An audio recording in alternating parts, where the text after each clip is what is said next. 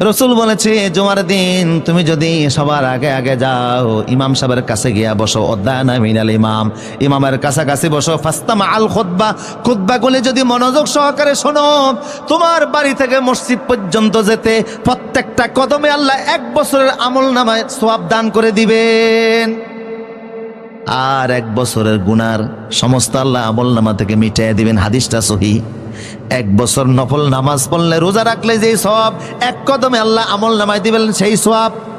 তার মানে হলো তোমার বাড়ি থেকে মসজিদ পর্যন্ত যদি 100 কদম হয়, 1 জুমার দিনে 100 বছরের নেকি আমল নামায় উঠবে, 100 বছরের গুনাহকে আল্লাহ মিটাইয়া দিবেন।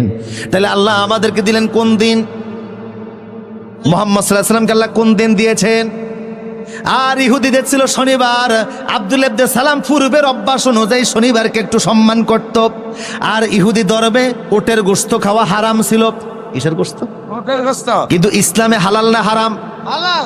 ইসলামে উটের গোশত খাওয়া হালাল। আব্দুল্লাহ ইবনে সালাম বলছে, হে রাসূল, আমি ভালো করে জানি ইসলামে উটের গোশত খাওয়া হালাল, আমিও হালাল মনে করি, হারাম মনে করি না, কিন্তু পুরানো অভ্যাস অনুযায়ী হালাল মনে করার পরেও আমি খেতে চাই না।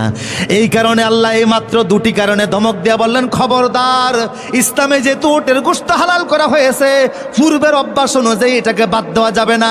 অসুস্থতার কারণে, রোগের কারণে তুমি গোশত না খাও, সেটা ভিন্ন জিনিস, কিন্তু মুসা নবীর শরীয়তের কারণে উটের গোশত ছেড়ে দিবে, এটা আমি আল্লাহ বরদাস্ত করব না।